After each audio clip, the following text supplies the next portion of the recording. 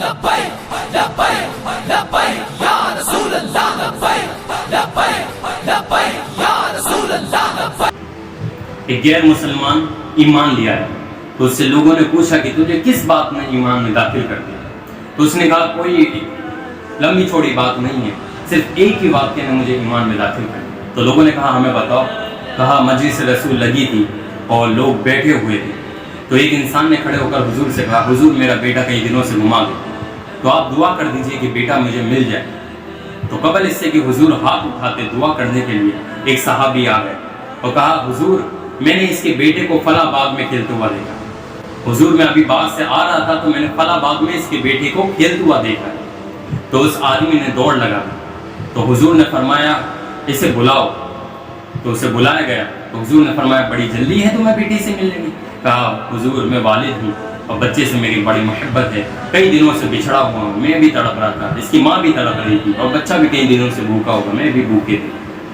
تو حضور نے فرمایا ہاں کوئی بات نہیں، تم والد ہو لیکن میں منع کر نہیں رہا ملنے سے، لیکن جب تم جاؤ باغ میں تو اپنے بیٹے کو بیٹا کہہ کر نہ پکارنا۔ تو حضور سے کہا حضور میں اپنے بیٹے کو بیٹا کہہ کر نہ پکاروں تو اس میں کیا بات ہے؟ میں اس کا والد لگتا ہوں، میں اپنے بیٹے کو بیٹا کہہ کر پکار سکتا ہوں۔ حضور نے فرمایا میں تمہارے بیٹے کو بیٹا کہنے سے پکارنے کو منع نہیں کر رہا، لیکن تم نہیں جانتے کہ جب تمہارا بیٹا دوسرے بچوں کے ساتھ کھیلا اس میں کوئی یتیم نہ ہو اور تم اپنے بیٹے کو بیٹا کہہ کر پکارو گے، تمہارا بہت دن سے بچھڑے ہوئے جو تمہارا جو لفظ ہوں گے، جو درد ہوگا، تو کسی یتیم کا بیٹا نہ کہہ سکے کہ کوئی میرا باپ ہوتا، وہ مجھے بھی بیٹا کہہ کر پکارتا تھا۔ اس کے لیے اپنے بیٹے کو بیٹا کہہ کر نہ پکارنا، اس کا نام لینا، اور باقی جو تمہارا پیار ہے اسے گھر جا کر کتنا بیٹا بیٹا کر لینا، اسے پیار کر لینا، لیکن اس وقت اس کو بیٹا کہہ کر نہ پکارنا۔ تو اس واقعے کی وجہ سے میں ایمان لیا ہے۔ وہ غیر مسلمان کہتا ہے اس واقعے کی وجہ سے میں اسلام میں داخل ہوں۔ تو یہ سب میری حضور نے زندگی کا ہمیں درس دیا، اتنا خوبصورت درس دیا کہ غریب کے سامنے اپنے پیسے کی نمائش نہ کرو۔ اگر تمہارے گھر میں کوئی سالن پک رہا ہے، گوشت پک رہا ہے، تو میرے حضور نے فرمایا کہ اس کی خوشبو بھی غریب کے گھر تک نہ جانا، اور اگر خوشبو کو تم روک نہیں سکتے تو سالن میں پانی زیادہ ڈالو اور ایک کٹوری غریب کے گھر بھی جاتی، اور ایسا نہیں کر سکتے تو پھر اس کا احتیاط کرو کہ کہیں کسی غریب کے بچے نے ڈیمانڈ کر دی اس کے باپ سے کہ ابا مجھے بھی گوشت کھانا ہے، تو اس کے باپ اگر اس کی خواہش پوری نہ کر سکا تو اس کے دل پہ کیا گزرے۔ تو یہ سب باتوں کا بھی میرے حضور نے زندگی ہمیں درس دیا، اس سے احتیاط کرا، اس سے روکا ہے یہ سب باتوں سے۔ اور ایک ہمارے اس پیارے ملک ہندوستان میں ایک زناکار، ایک خنزیر کی اولاد اور ایک بدبخت دیش دروہی کہتا ہے کہ اگر میں اسلام کی حقیقت بتا دوں تو مسلمان اسلام سے شرمسار ہوں، ان کے نبی کو ماننے سے چھوڑ دیں۔ وہ کہتا ہے کہ قرآن کو ماننے سے مکر جائے وہ اگر میں اسلام کی حقیقت بتا دوں۔ اس کا نام ہے نرسنگا راؤ، اور وہ کہتا ہے یو پی کا رہنے والا ہے، اور کہتا ہے کہ میں اسلام کی حقیقت بتا دوں، محمد صلی اللہ علیہ وسلم کے بارے میں بتا دوں تو مسلمان ہونے پر شرم کرے۔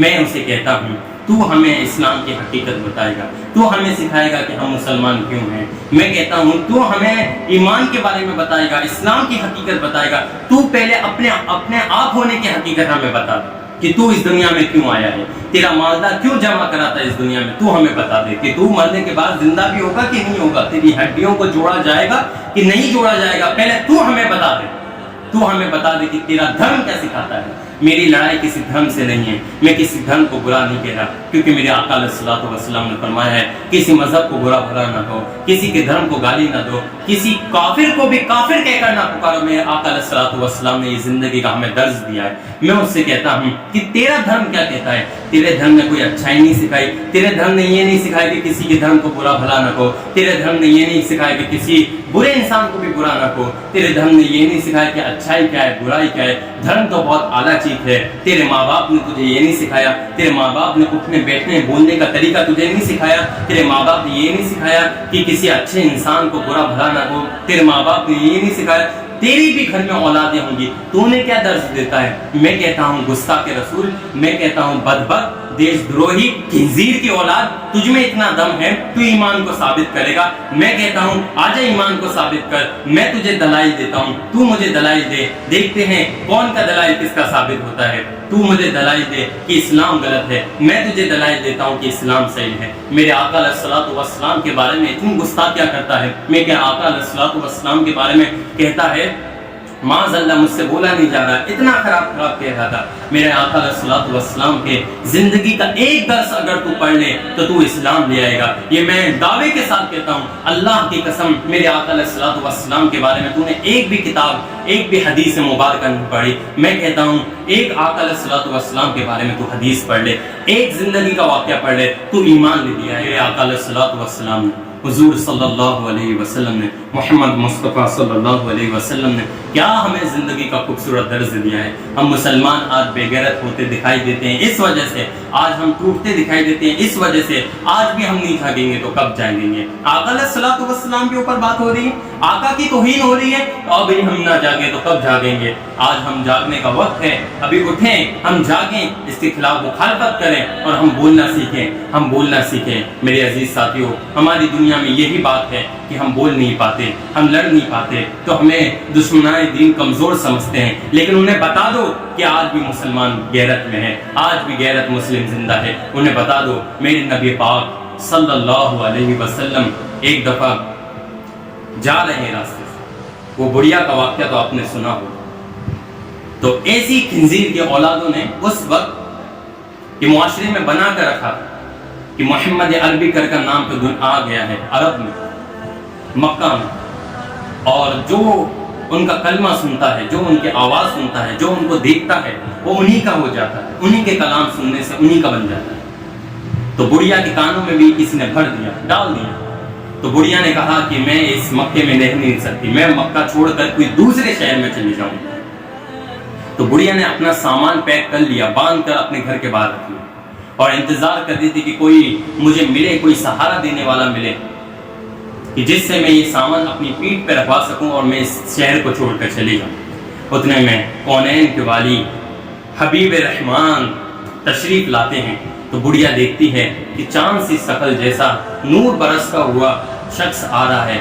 حضور سے کہتی ہے، بڑھیا دریافت کرتی ہے کہ اے نوجوان، یہ سامان اٹھا کر میری پیٹھ پہ رکھ دو، مجھے اپنا سفر طے کرنا ہے۔ حضور جب اس سامان کو اٹھاتے ہیں تو سامان کا وزن بہت بھاری ہوتا ہے، وہ بڑھیا کی طرف دیکھتے ہیں تو بڑھیا اس سامان کو نہیں اٹھا پائیں گے، تو حضور وہ سامان کو اٹھا کر اپنی پیٹھ پہ رکھ لیتے ہیں اور چلنے لگتے ہیں، اور بڑھیا سے کہتے ہیں ماں جی آپ کا سامان میں اٹھا لیتا ہوں، آپ نے جہاں تک جانا ہے وہاں تک مجھے کہیے، وہاں تک میں آپ کا سامان چھوڑ دوں گا۔ یہ میرے آقا نے زندگی کا درس دیا ہے، یہ حضور نے درس دیا ہے۔ تو کہتا ہے کہ میرے آقا کے بارے میں ہماری سچائی بتائے گا، تو کہتا ہے ہمارے آقا کے بارے میں ہماری سچائی بتائے گا۔ ارے سن آگے، میرے آقا اس کے ساتھ سفر طے کرتے ہیں اور وہ پورے راستے آقا کی برائی کرتے رہتی ہے، کہتی ہے ایک محمد نام کا آ گیا ہے، جو اس کا کلام سنتا ہے وہ اسی کا دیوانہ ہو جاتا ہے، اسی کا بن جاتا ہے، میں اس ڈر سے مکہ چھوڑ کر جا رہی ہوں۔ تو بہت اچھا نوجوان ہے، اتنا خوبصورت ہے، اتنے اچھے اخلاق تیرے اعلیٰ ہیں، میں کہتی ہوں تو اس محمد عربی کی باتوں میں نہ آنا، تو اس محمد عربی کی باتوں میں نہ آنا، اور تو بہت اچھا انسان ہے، تو سیدھا ہے، تو اس سے بچ کر رہنا۔ آقا اس کے مقام تک اسے چھوڑ دیتے ہیں۔ بڑھیا کہتی ہے بس یہی میرا سامان رکھ دو۔ آقا علیہ السلام اس سے کہتے ہیں کہ ماں جی اب میں جا سکتا ہوں؟ بڑھیا کہتی ہے ہاں بیٹا اب تم تشریف لے جاؤ، اب تم چلے جاؤ، تمہارا بہت بہت شکریہ، تم نے میرا سامان اٹھایا۔ آقا علیہ السلام وہاں سے تشریف لے جانے لگتے ہیں۔ بڑھیا اسے کہتی ہے بیٹا تم نے اتنے اچھے اخلاق ہیں، تم اتنے خوبصورت ہو، اتنے سیدھے سادے بھولے بھالے ہو، تمہارا نام تو بتاؤ تاکہ میں دوسرے شہر میں جاؤں تو انہیں بتا سکوں کہ میں محمد عربی کے ڈر سے مکہ چھوڑ آئی ہوں، لیکن وہاں ایک سیدھا سادہ، ایک خوبصورت، ایک اعلیٰ درجہ اخلاق رکھنے والا بھی رہتا ہے، تمہارا نام بتا سکوں۔ تو آقا علیہ السلام کی آنکھوں سے اشک جاری ہو جاتے ہیں۔ آقا فرماتے ہیں اے بڑھیا، اے ماں جی تمہیں کیا نام بتاؤں جس کی تم پورے راستے برائیاں کر رہی تھی، جس کو تم پورے راستے گالیاں دے رہی تھی، وہ محمد عربی میں ہی ہوں، میرا نام ہی محمد ہوں، میں زمانے میں اکیلا ہوں۔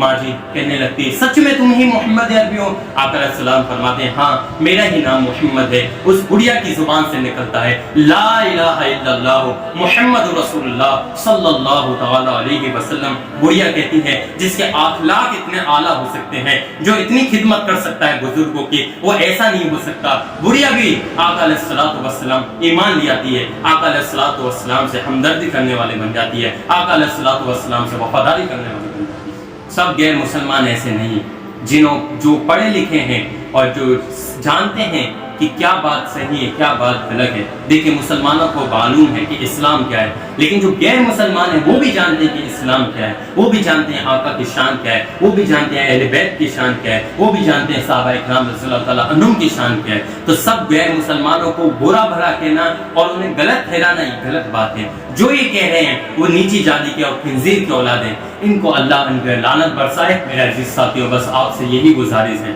کہ ہم جاگیں، ہم پڑھیں، ہم قرآن مجید کو پڑھیں، ہم احادیث کو پڑھیں، ہم اپنی کتابوں کو پڑھیں، ہم مسجد کی طرف لوٹ کر آئیں۔ ہم کیا ماحول بنا کے رکھا ہے، کیوں دوری پیدا کر لی ہے؟ ہم نے دوری پیدا کری ہے اس کے لیے خنزور کی اولادیں اٹھ کر آ رہی ہیں اور ایسے پلیس آف کلب میں جا کر اعلان کر رہی ہیں اور دعوے کر رہی ہیں اور یہ بات بول رہی ہیں۔ اگر ہم جاگتے اور ہم اپنے عقائد پہ ہوتے تو یہ ان بدبختوں کو کہنے کا یہ موقع ہی نہ ملتا۔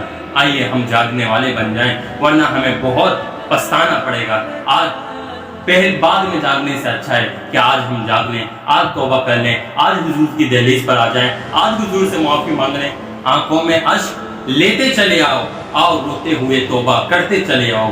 قرآن میں موجود ہے توبہ کا طریقہ، آؤ حضور کی دہلیز سے ہوتے چلے آؤ۔